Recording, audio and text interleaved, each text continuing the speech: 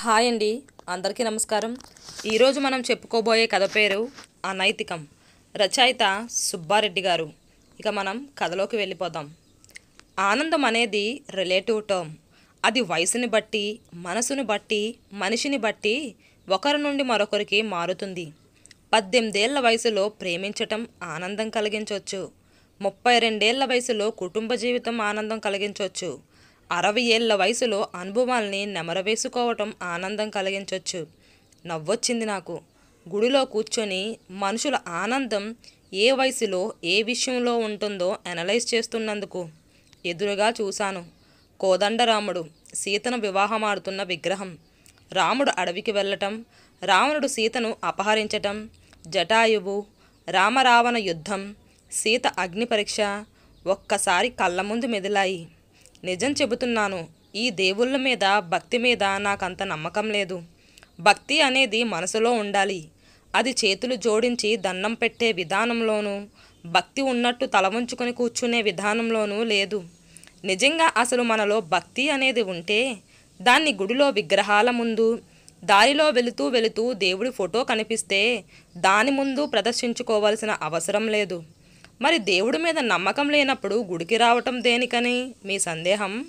ఎందుకంటే గుడిలో ఆ మండపాలు, విశాలమైన ఆవరణం, దూరంగా మైకు నుంచి నిదానంగా వచ్చే ఓంకారనాదం, చరిత్ర చెప్పే శిల్పాల నైపుణ్యం, మన నాగరికత, వీటన్నింటినీ మించి పసుపు కుంకుమ, వాటి నుండి వచ్చే పవిత్రమైన వాసన నాకు ఓ రకమైన ఉద్వేగాన్ని, మానసిక ప్రశాంతతని ఇస్తాయి. ఎక్కడ మానసిక ప్రశాంతత ఉంటుందో అక్కడ దేవుడు ఉన్నట్టే. దానికోసమే మేము గుడికొచ్చేది అని మీరు వాదించబోతున్నారా? దేవుడు గుడికి రావడానికి పరమార్థం అందరికీ అదే అయిన పక్షంలో నేను దేవుని నమ్ముతాను. అయితే చేతులెత్తి నమస్కరించడాలు, పొర్లు దండాలు పెట్టడాలు, నువ్వు నాకు ఫలానా పని చేసి పెడితే నేను నీకు తలనీలాలు సమర్పిస్తా అని మొక్కుకోవడాలు చెయ్యను. దేవుడు అనే భావాన్ని మనసులోనే ఉంచుకుంటాను. ముందు మనల్ని, మన సామర్థ్యాలని మనం నమ్ముకొని మన కర్తవ్యం మనం నిర్వహించుకుంటూ పోతుంటే దేవుడి అవసరం లేదని నా ఉద్దేశం. దూరంగా ఏదో కలకలంగా ఉంటే అటు తల తిప్పి చూశాను. పిల్లలు, ఆడవాళ్ళు, మగవాళ్ళు, ముసలివాళ్ళు అందరూ గుంపులు గుంపులుగా వస్తున్నారు.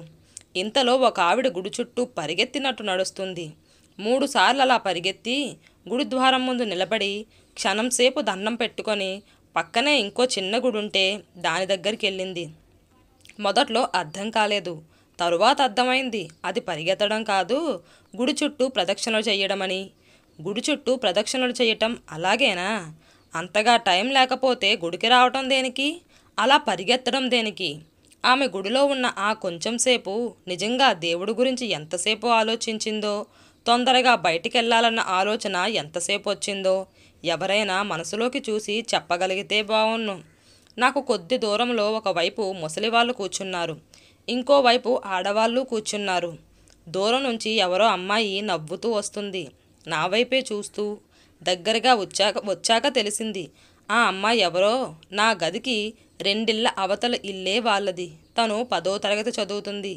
రోజు నేను ఆఫీస్కి వెళ్ళేటప్పుడు, తిరిగి వచ్చేటప్పుడు తను పుస్తకాల బ్యాగు వీపుకు తగిలించుకొని తన ఫ్రెండ్ అనిపిస్తుంటుంది.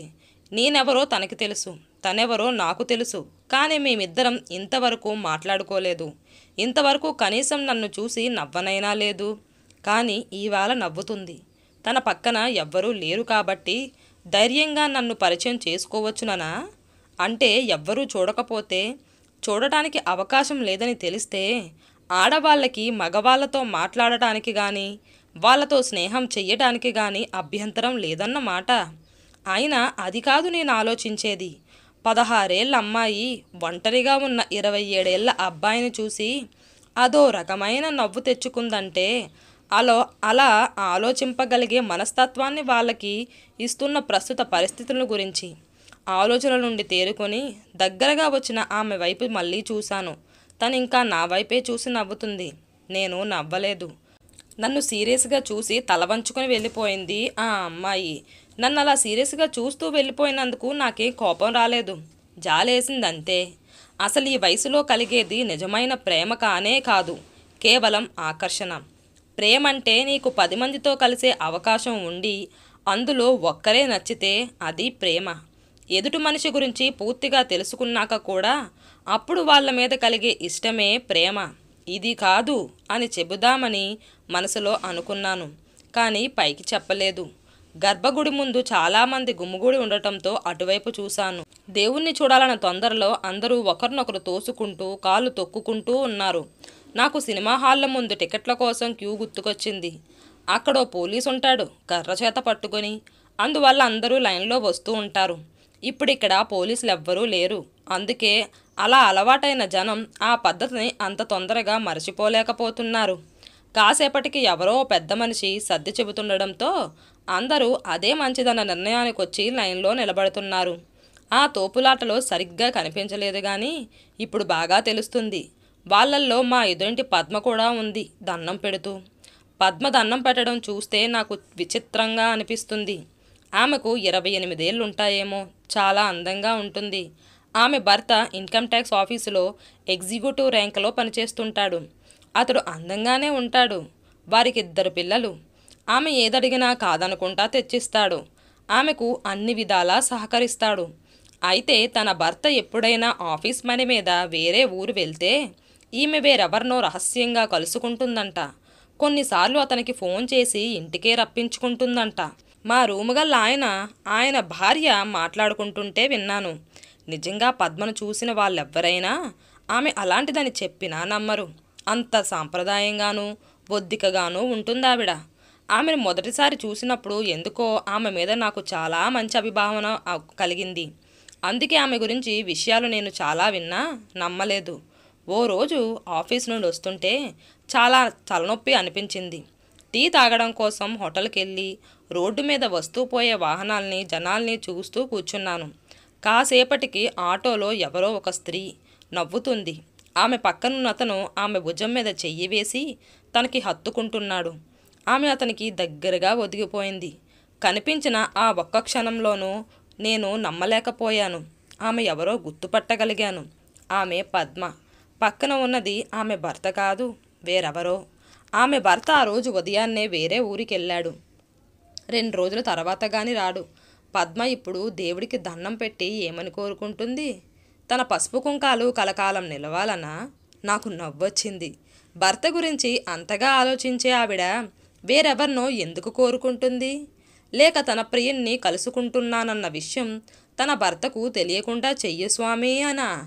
లేక తన పసుపు కుంకాలు 10 కాలాలు నిలవాలంటూనే తన రహస్య సంగమం గురించి తన భర్తకు తెలియకూడదనే?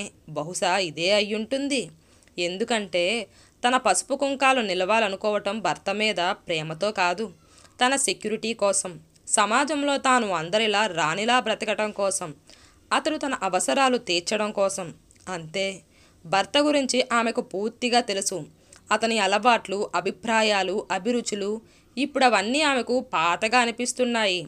ఇప్పుడు ఆమెకు కొత్త కావాలి. ఇక ప్రియుడు గురించి అయితే అతడికి ఆమె పట్ల బాధ్యతలు ఏమీ లేవు. అందుకే ఉన్న కొద్దిసేపు తనకు వీలైనంత వరకు ఆమెను తృప్తిపరుస్తాడు. తన పాత్రను ఆమె చేత మెప్పిస్తాడు. ఆ ఆనందానికి ఆమె పరవశించిపోతుంది. భర్త దగ్గర దొరకనిదేదో ఆ కొద్దిసేపట్లో అతని దగ్గర దొరుకుతుందనుకుంటుంది. ఒక స్త్రీ అలా పరాయి మగాడి రుచి ఒక్కసారి మరిగితే దాన్ని మానుకోవటం చాలా కష్టం. అందుకే ఆడది చేసుకున్నంత అందంగా ఆత్మవంచన మగాడు చేసుకోలేడు. నా ఊహ కరెక్ట్ అయితే ఆమె ఒక పక్క తన భర్తను 10 కాలాల పాటు కాపాడమంటూనే రహస్య సంబంధం గురించి అతనికి తెలియకుండా ఉండాలని కోరుకుంటూ ఉంటుంది. అయితే నాకు అర్థం కాని విషయం ఒక్కటే. పద్మ అతనిలో ఏం చూసి మెచ్చిందని? అందం చూసా అంటే అతడే అందగాడు కాదు. డబ్బు చూసా అంటే అతడిది ఆఫీస్లో క్లర్క్. అంటే ఆడది పక్క రుచులు మరగటానికి కారణం అంటూ ఒకటి ఉండాల్సిన అవసరం లేదన్నమాట. పెళ్ళవ్వకముందైతే కొన్ని భయాలుంటాయి. పవిత్రత గురించి, పని జరిగాక శారీరకంగా జరిగే మార్పుల గురించి. పెళ్ళయ్యాక పాత ఉత్యాలు, పాత చింతకాయ పచ్చళ్ళు ఉండవు. అందుకే ఎవరి మీదైనా నమ్మకం కలిగితే చాలు, వాళ్ళకి తమను ఆనందంగా అర్పించుకుంటారన్నమాట. ఏ భయమూ లేనప్పుడు ఏం చేసినా తప్పేముంది అనేదేమో వీళ్ళ ధీమా. 2 రోజుల తరువాత తన భర్త టూర్ నుంచి తిరిగొచ్చాడు. అతనికి ఆమె కొసరి కొసరి వడ్డిస్తూ అతను తింటుంటే ఎదురుగా ఎడమ మోకాలి మీద గడ్డ మాంచి అమాయకంగా కూర్చొని చూస్తూ అతను ఊళ్ళో లేనప్పుడు జరిగిన విశేషాలన్నీ పోసగుచ్చినట్టు చెబుతుందామె. తన విషయం తప్ప. ఆలోచించే కొద్దీ నాకు జాలేసింది. ఆమె భర్త మీద కాదు, ఆమె మీదే. ఇప్పుడు ఆమె నిజంగా ఎవరిని మోసం చేస్తున్నట్టు? ఎన్ని రోజులు ఇలాంటి దాగుడు మూతలు? ఒకవేళ రేపెప్పుడైనా ఆమె భర్తకి ఈ విషయం తెలిస్తే, నిలదీస్తే ఏం చెబుతుంది ఆమె? మైకులోంచి ఒక శ్లోకం మంద్రంగా వినిపిస్తుంది. తల తిప్పి చూస్తే ముసలి వాళ్ళంతా చేరి భజన చేస్తున్నారు. గుడిలో ప్రశాంతత కోసం వచ్చిన నాకు ఇంకా అక్కడే ఉంటే తలనొప్పి వస్తుందని కాళ్లకు చెప్పులేసుకొని పరుగులు తీశాను. గుడి వెనుకవైపు భాగమది. అక్కడంతా గడ్డి పెరిగి చిత్తడిగా ఉంటుంది. పెద్దగా జనసంచారం ఉండదు. ఎవరో గుసగుసలు మాట్లాడుకుంటున్న శబ్దానికి తల తిప్పి చూశాను. చీకట్లో 2 శరీరాలు నిలబడి ఒక్కటిగా అవ్వటానికి ప్రయత్నిస్తున్నాయి. అలికిడికి ఇంకా అటువైపు చీకట్లోకి జరిగాయి. నేను బయటకు వచ్చేశాను. నాకెవ్వరి మీద కోపం రావడం లేదు, కానీ ఏదో బాధగా ఉంది. ఇదంతా మామూలేనా? పార్కుల్లో, కాలేజీ క్యాంపుల్లో, సినిమా హాలుల్లో ఇవన్నీ చాలక చివరికి గుళ్ళల్లో కూడానా? ఆలోచనలతో తల బరువెక్కుతుంటే ప్యాంటు జేబులో చేతులు ఉంచుకొని నెమ్మదిగా బయటకు నడిచాను. ఆ రోజు రాత్రి నిద్రలో ఓ కలొచ్చింది. పద్మను నేను ముద్దు పెట్టుకుంటున్నట్టు, గుడిలో పూజారి 16 ఏళ్ల అమ్మాయి భుజం మీద చెయ్యేసి నిమురుతున్నట్టు, ఆడవాళ్ళంతా చీరల్లో కొట్టుకుపోతున్నట్టు, పద్మ భర్త చేతిలో బ్యానర్ పట్టుకొని అరుస్తున్నట్టు, నైతిక విలువల్ని కాపాడాలని. కథ వరకు అయితే ఇక్కడితో కథ సమాప్తం. కానీ ఇలాంటి విషయాలు మన చుట్టుపక్కల, మన సమాజంలో ఎప్పటికీ జరుగుతూనే ఉంటాయి. అటువంటి వాటికి అంతం అనేదే ఉండదు. నేను చెప్పే కథలు కనుక మీకు నచ్చినట్లయితే లైక్ చేయండి, షేర్ చేయండి, మన ఛానల్ని సబ్స్క్రైబ్ చేయండి, నన్ను సపోర్ట్ చేయండి. Thank you for watching.